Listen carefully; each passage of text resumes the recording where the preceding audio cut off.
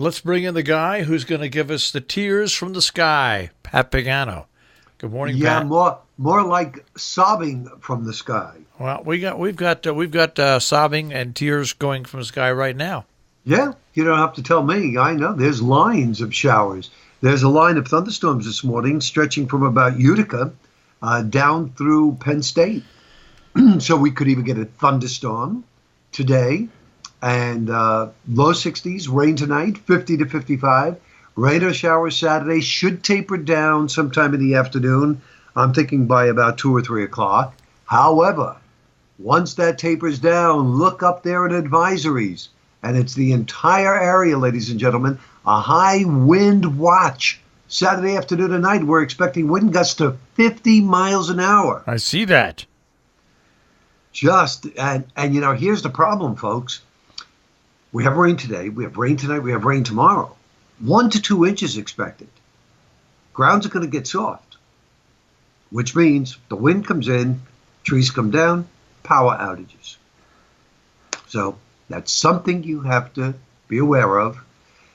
And turn your clocks back tomorrow night, get an extra hour sleep. Sunday's going to be a beautiful day. Sunny, less wind, mid-50s. Clouds increase Monday, 60. We have showers for Election Day on Tuesday.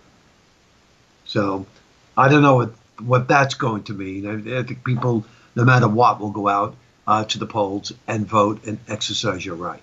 No doubt about that.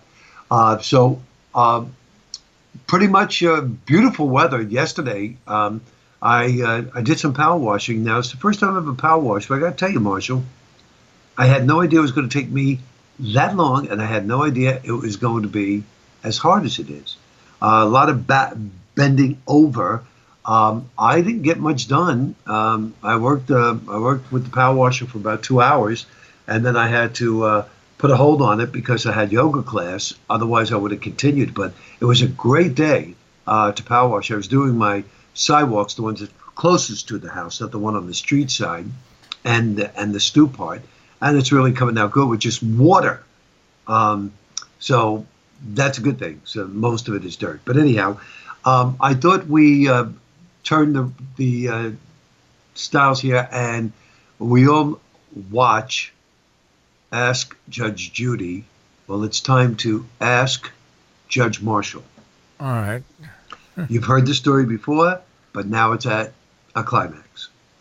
When our windows were installed back in May, actually back in April, the gentleman that was installing the windows, I asked him if he knew anybody who could fix our doors. As you know, we have drafts on our entry doors and the back door. And he said, I'll make a couple of phone calls. And while he was working, came back to me and he said, a friend of mine said that they sell a kit for both of these doors. He said, but it's $500. I said, well, if it fixes it, why not? And he said, and my labor will be $200. I said, okay, but when could you do it? He says, well, I can't do it now. He said, and then next week I'm leaving for a cruise. He said, so when I get back from the cruise, which will be the early part of May, I could do it for you. I said, okay, great. He goes, but I will need the money now. So Pat gave him $700 in cash. Oh, no. I have been corresponding with him month after month. He's had one excuse after another. He's not assigned to this area. He's down in southern New Jersey. He can't make it up here. And we kept, back and forth. I have the whole string of texts on my phone. Yeah. At one point, when he was getting off the ladder, he stepped on a nail, went through his foot, and he was in the hospital. And that was another 2 weeks, okay? 3 weeks ago, I contacted him. He called me, and he said that it was his mistake when he sent he can't do the work. He's sending the check back. And he said when he sent back the check, he forgot to put on there no address required, so the check went back to him. So he's going to go back to the post office and mail it. 3 weeks ago. I have not seen a penny.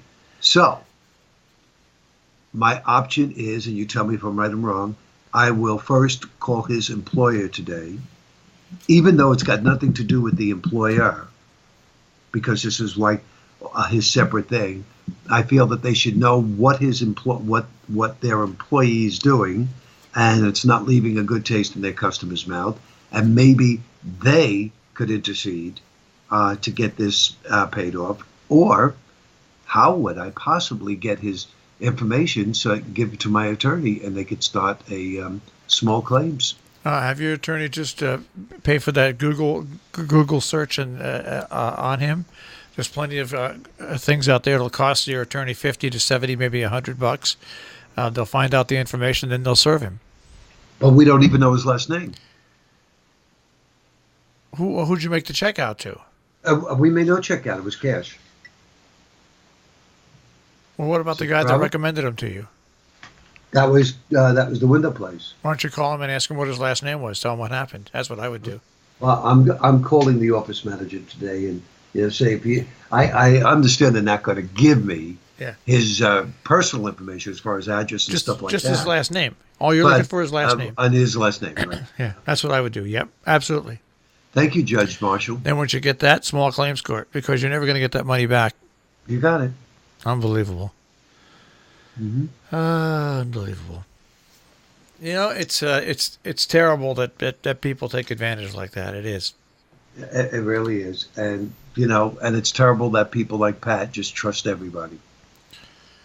Well, it could be worse. My grandmother always said that when bad things happen. It could be worse, Pat. Yeah, I guess it could be. Instead of 700, it could have been 1,700. That's right. Right. But get his last name and then sue him. Okay. Thank you very much for that. I hope you have a nice weekend in spite of all the wind tomorrow afternoon and night. I will, and I'll speak to you Monday. Monday morning it is. All right, Pat. Take care. Bye, Marshall. Pat Pagano with the Weather Center this morning here on Robin Hood Radio.